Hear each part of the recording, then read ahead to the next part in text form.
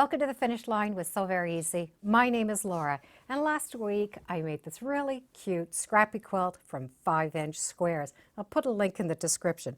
And I did end up adding a 5.5-inch border all the way around just to give it a little bit more size. So today I need to get it quilted.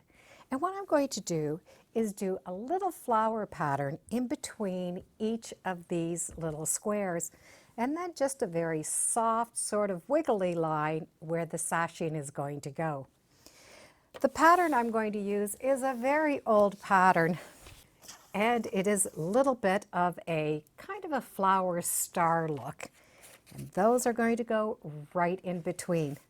I'm going to be tracing them out with the disappearing markers, so they'll be gone in a couple of days, so I won't have to worry about the marks.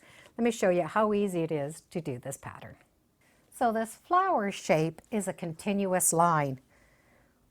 I'm going to be able to go up, loop over, and I'm going to continue that loop all the way until the start. So I want that pattern to fit inside and not go on that outside sashing. The outside sashing, I just want to do some gentle curves as that sashing is going up and down. So I'm going to be able to trace this template onto my fabric. I do have my backing and my batting and everything ready to go. So the marker I'm using is a air erasable, but it also has a little end on it that I can erase it if I'd like to. So I'm going to put that template down and just trace over top of it. And I do like to trace in the same order as I am going to be stitching in.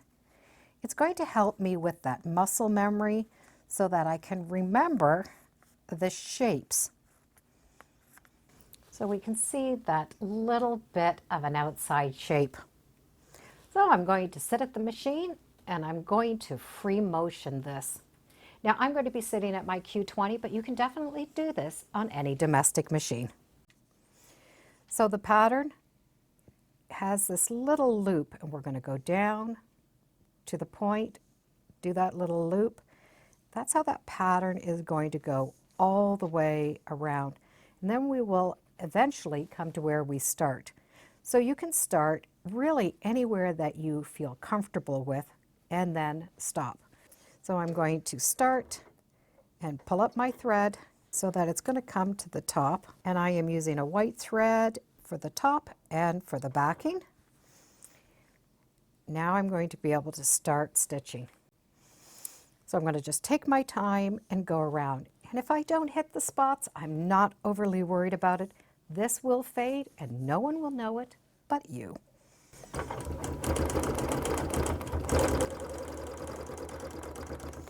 There's that curl. Come to the point. I'm coming back down and around to that. If you need to stop, I do like to stop at one of the points. If you are stopping in one of these gentle curves, it's not as easy to get that going again, but stopping at a point is really a great place.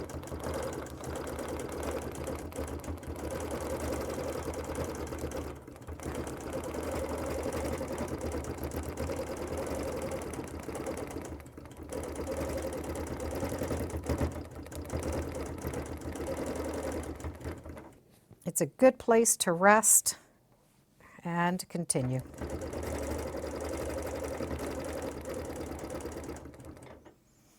And I've stopped right where I'm starting, and I'm just going to do a little bit of a back stitch so I can trim the threads and not worry about them.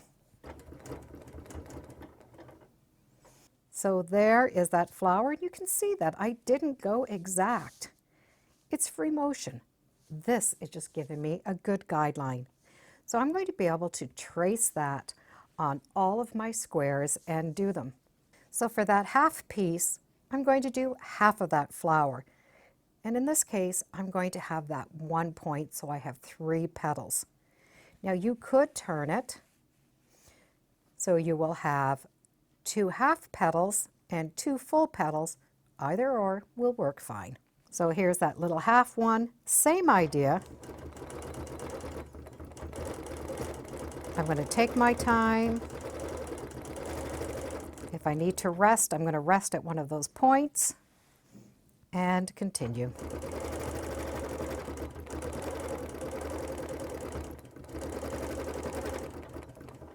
So let me get some of my flowers done and then I'll show you what I'm going to do to that sashing.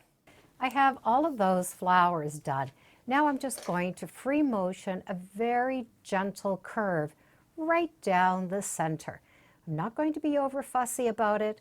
I just want to have this soft, flowy look. So it kind of gives that flower as if it's the veins of the flower. So just a gentle curve.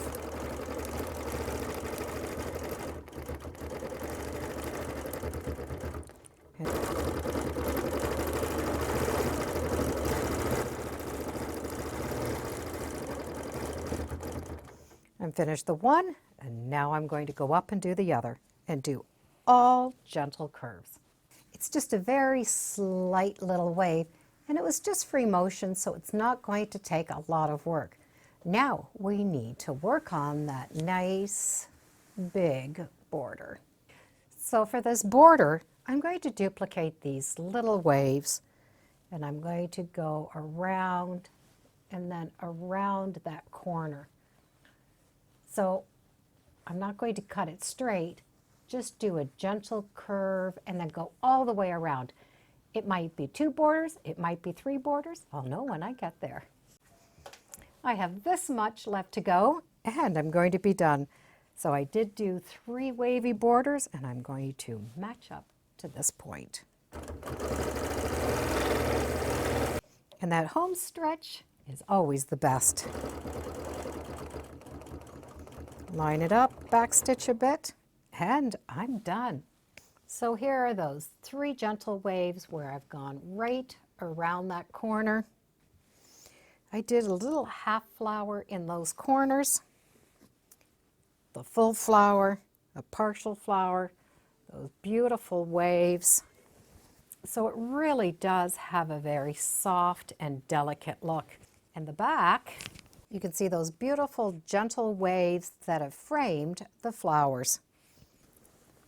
And there is that pretty little corner. Little flowers and simple waves really did finish this off nicely. The colors are very soft, so the quilting designs were very soft to help duplicate that. And those wavy lines sort of give it that flower floral look. It was a fun project to do. I'll put some links in the description so you can check out where I did make the original pattern, and, well, I hope you give it a try. Thank you for joining me today on Sew Very Easy. Feel free to subscribe. I'm on Facebook, Instagram. I have a newsletter. It's all free under Sew Very Easy. Thanks again. Bye for now.